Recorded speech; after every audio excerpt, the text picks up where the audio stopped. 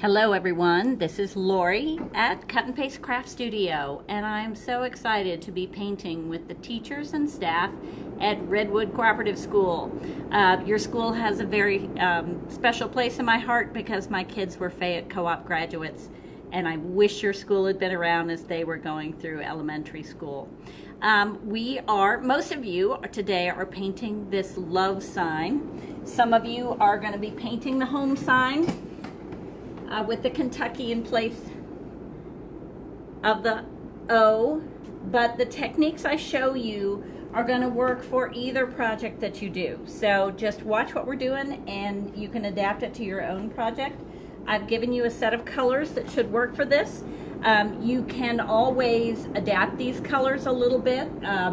You've got white and black in there, so if you need to mix your yellow a little darker or your green a little lighter, or you want to add an accent color by mixing a few colors together, that works as well.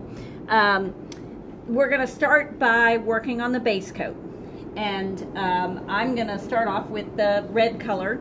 Now I'm only going to show you the basics of this. You don't want to sit and watch me have to paint layer after layer of paint. Some colors like this red we'll probably paint just fine with a single coat, but the white is definitely going to take multiple coats, as is the yellow. Yellow is the worst color ever. And the green will probably take 2 coats too. If you have a blow dryer nearby, that's a fast and easy way to quickly dry your coat of paint. Otherwise, just take your time, go off and do something else, come back and paint when it's a little bit drier. I apologize if it's a little loud in here. I'm filming in the middle of a torrential downpour, and with a metal roof it gets pretty loud in here. So first off, I'm going to start with this red paint you've got in your little pot here. You can put a fair amount on your brush at a time right now because you are covering a full spot of it. But otherwise, particularly if you're doing small details, you only want a small amount of paint on your brush. But also, just because you have a lot of paint on your brush, don't leave a lot on your project. Spread it out. You don't want to see what the kids call clumpies, because those are really, really hard to dry. Now, there are certain spots where you need to decide how's it gonna go. So, for example, this E would kind of come straight across here, but your apple might go down over the E a little bit, and that's up to you to choose. You can have the E showing the most, or you can very carefully sort of hold your brush to the side there and paint that curve. I kind of like having the apple take the curve rather than the E being straight, but that's up to you. You've got the same decision to make over here.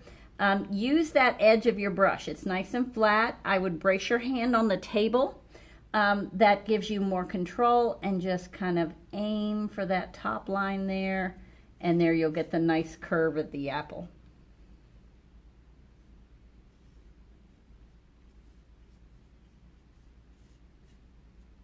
And you don't have to worry too much at the top how you want the stem to come on.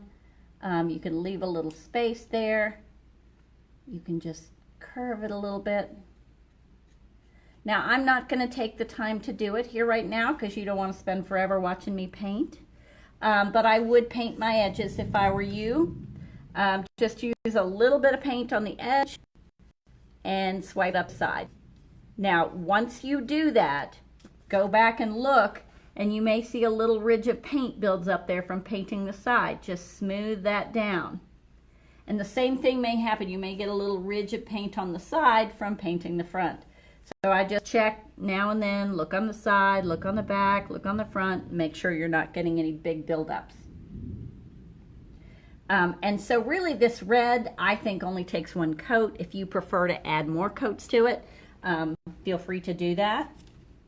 Now, for the pencil down here, I prefer to, I don't want to completely eyeball it, so you may want to use a pencil and, like connect right across here. This will be where the wood shows, and then maybe you've got a little line there, and that's where the black ink, pencil tip will be. I don't want to set my hand in my red paint right now, but and then this line, I think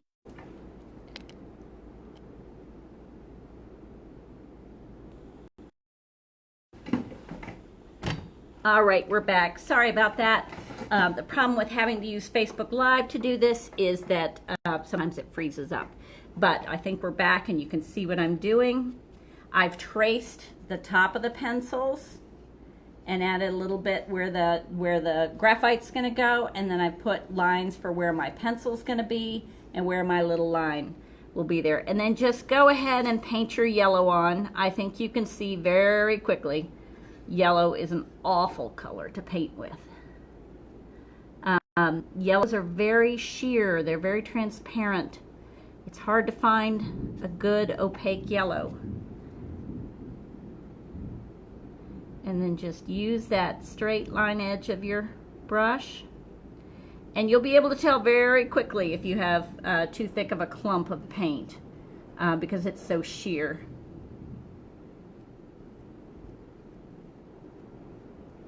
All right. And again, you'll probably want to paint your edges. Make sure you smooth out your brush strokes. And I'm not going to paint this again for you because it took me 3 or 4 coats to get it the way I wanted it, and I don't think you want to sit and watch me paint that long. So we'll just move on to the next one.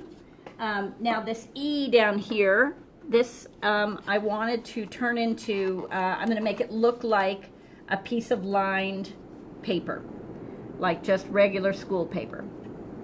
Again, you'll probably be able to see that white does not cover particularly well.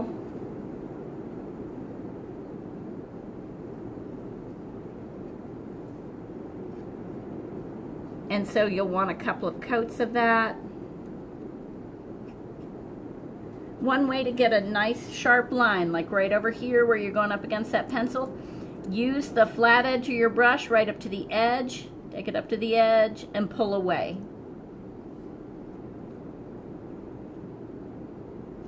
Always brace your wrist on the table beside it. That'll give you better control. And again, when you're painting around the edge, just sort of use the edge of that brush. Go really slowly when you're doing something like that. I always find that when I end up painting over an edge, you know, going into the other color, it's because I was going too fast. And if you have a Q-tip, Q-tips are a great way to fix anything. So for example, let me get one and I'll show you.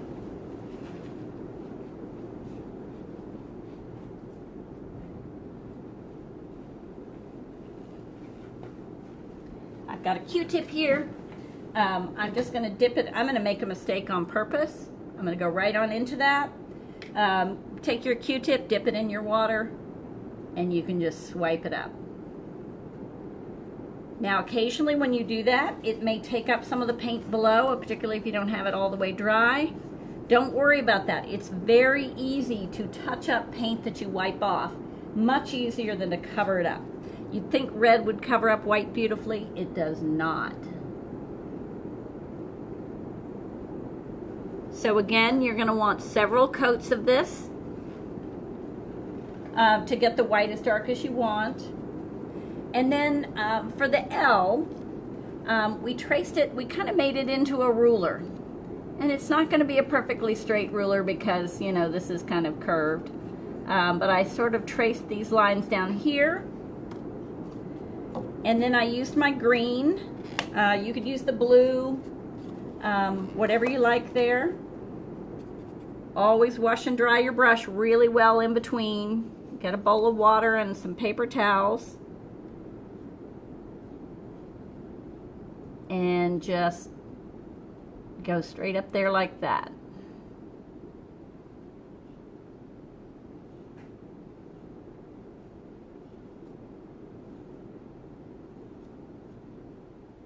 All right.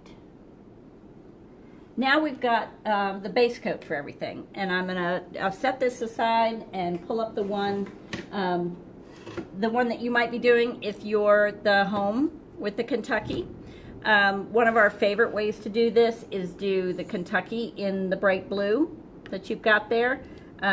And then do the one that's catty corner to it, the diagonally from it, in the same color. So like you could do the Kentucky in blue and the M in blue. You could do the H in white and the E in white, or you could do them in black if you wanted. And then get all your coats done, and then after that I'll show you some little details that we like to do on them. All right, this is one where I've gotten some more coats on it. You can tell it probably needs another coat of the yellow, but I wanted to stop here and let you all see some details that we're going to be doing. Obviously, our little apple needs a leaf, and you can paint that pretty quickly. And again, you're watching this on YouTube, so you can stop it and pause it, go back and forth if you like. You've got a little kind of a light brown in here. If I can get the little container open.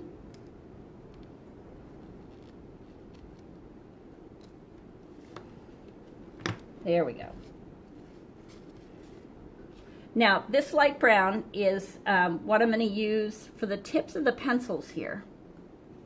Kind of like that wood color that's underneath. And again, I like to get my brush right up to that line and then pull up. And that gives me a better, cleaner line there. I can do the same thing this way. Now, you all turn these shapes around. Don't paint as awkwardly as I'm painting. It's easier if you can, you know, turn it around so that it's angled towards you in the proper way.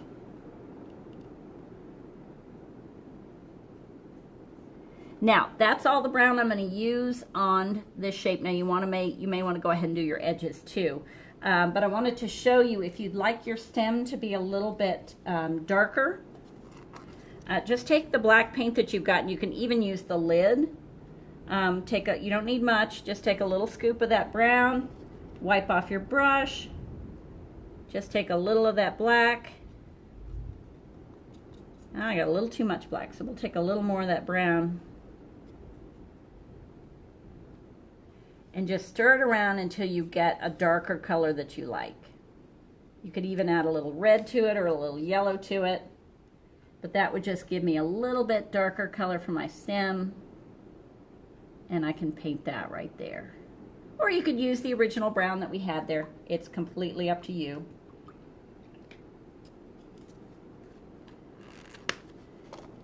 And remember, when you're not using your brush, always keep him in the water. All right, so we've done the little brown there. We've got the brown on the stem and the leaf. Next up, let's do this little tiny pink eraser. It's a very pale pink you've got there. Again, if you don't like the color, you can brighten it up with a little tiny bit of red in there. Completely up to you. And we're just going to go across like that. And yeah, this soft pink will probably take a second coat.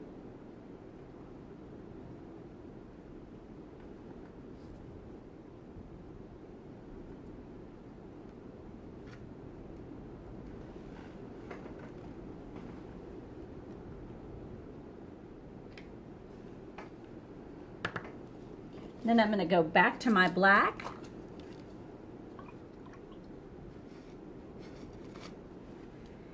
And I'm just going to touch a little bit of black. I'm going to go at this angle, see? So I'm going straight down, and I'm just going to pull up like that, and that'll give me the tip of my pencil. There we go. And then you can take that brush, load just a little paint. You don't want a ton of it. And obviously you may want to dry your brush in between, dry your project in between with a little blow dryer or something like that. And just paint that little stripe there.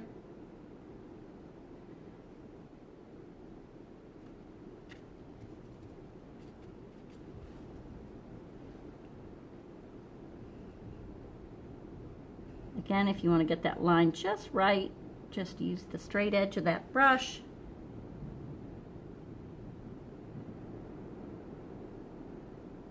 And yes, I'm painting at a kind of awkward angle just so you can see what I'm doing. And then if you wanted to get super creative on this one, you could write, number 2 or Ticonderoga or whatever your favorite pencil is on that one.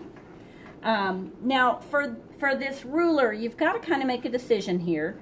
On the sample that one of my staff painted for me a while back, she used this same tan here on this part of the wood to sort of make that disappear, because we want that to be a ruler and we don't care what's in the background there. But you could do it in white if you wanted to. You could do it in black if you wanted to.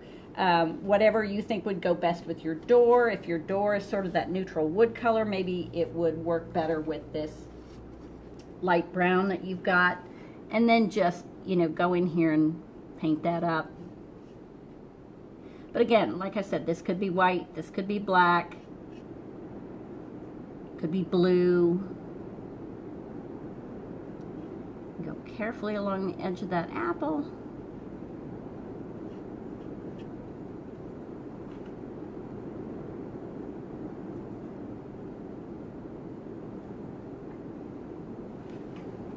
I'm going to have to turn this, y'all, or I am not going to be able to paint those edges. When I do the canvas painting classes with the kids, I tell them if it's awkward for you, you need to turn your canvas. And the same thing with the door hanger.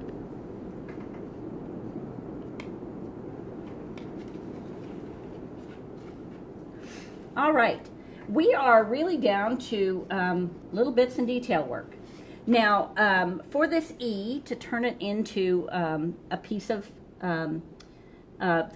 ruled notebook paper, you've got a lot of different options that you could do. If you would prefer to do this with a marker, go ahead and grab some markers. This may be easier for you to do it with it. I didn't have enough markers to give all of you all. But you could use a ruler and write it, sketch it with a pencil and then go over it with a marker. I'm assuming, since you guys are teachers, maybe this is a bad assumption, but I'm assuming you all have tons and tons of markers at your house. So that's something you could do, but I will show you how to do it with paint if you don't have it. But if you're using a marker, you could make the lines go straight across like lined paper does. Or you could kind of go at an angle. I think we did it at an angle just so it would show up a little bit differently. And so you could kind of go like, now let me see.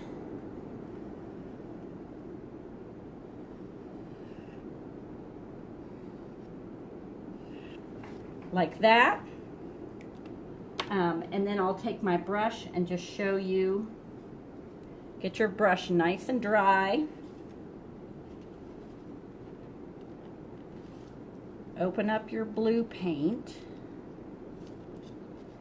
and then just dip the barest amount in it like that. I don't know if you can see, I just have a tiny, tiny amount of paint. And I'm going to have to turn this sideways just so I can hold it a little better and then just go across with that tiny amount of paint to make your tiny line there.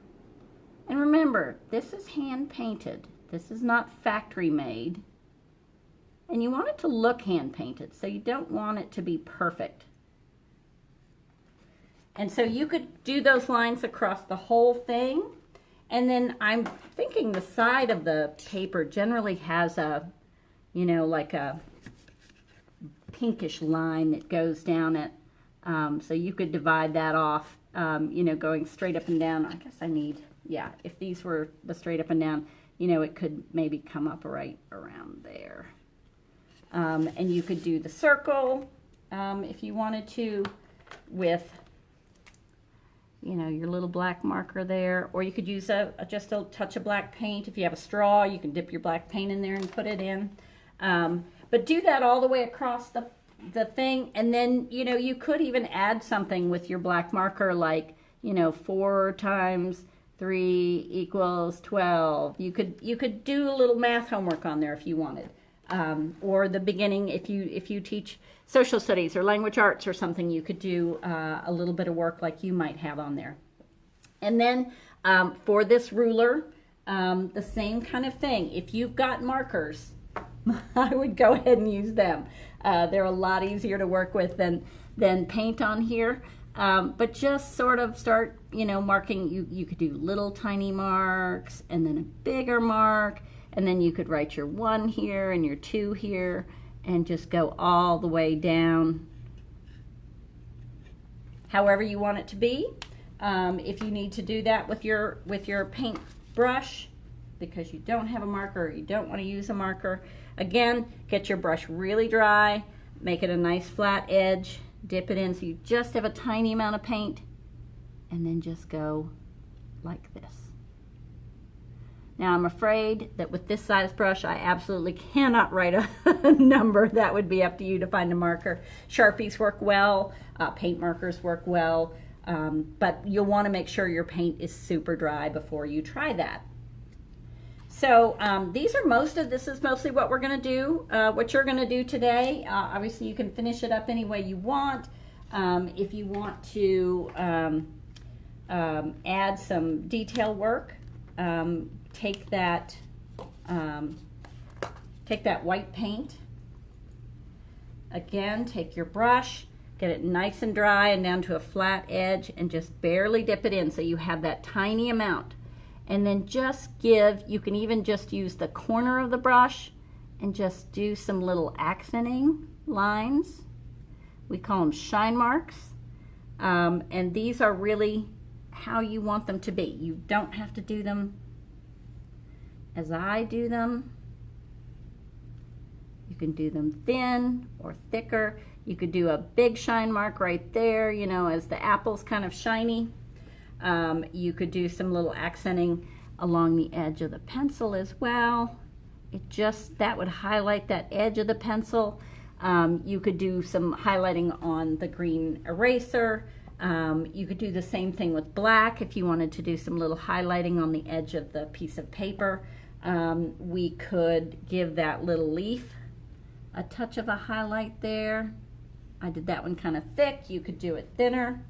If you want to give that leaf a little bit of a stem, just use a tiny bit of that brown and kind of go the vein up that leaf.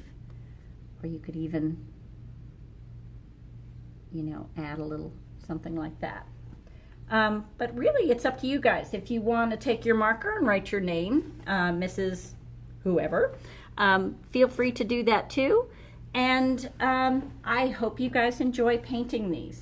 Now, I'm going to switch over real quickly back to this home with the Kentucky on it. And I'm real quick going to go get the big one that I have because I want to show you how we did some things.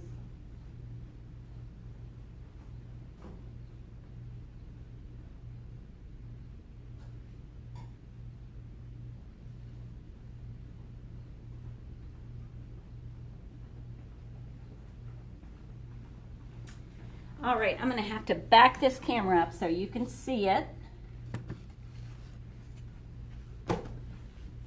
This is the same shape, but in an 18-inch size. There we go. And as you can see, we did blue for the state. Get my ribbon out of the way for you. Blue for the state, and the M, white for the H and the E. And then you'll see there are dots here. Those dots are done with the wrong end of your paintbrush. So you just dip it, just dip your wrong end of your paintbrush straight into your paint, and then you'll make dots. Now, if you make each dot, if you want each dot to be the same size, you will dip and dot, dip and dot.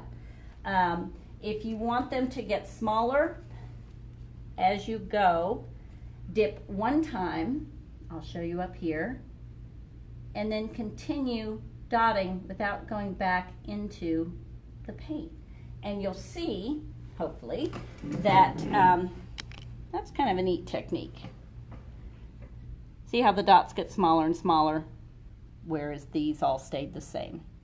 And you can do your accenting in different colors. If you want to pull the blue into the white, that would look good. If you want to put the black on both of them, that would look good. You can outline the entire word. We chose instead to just do little accent dots along there. But these are kind of fun. And obviously you only have one brush, but you could, if you wanted different size dots, go find a Sharpie. You'll get a bigger dot out of that. Anything, if you've got an old paintbrush that's got a bigger round end, you could do that too. And I hope everyone has enjoyed this class with Cut and Paste Craft Studio, and I would love to see some of your creations when you're done. Share them with us. Thanks again, and happy end of school year. You guys have been our heroes this whole semester. Thank you.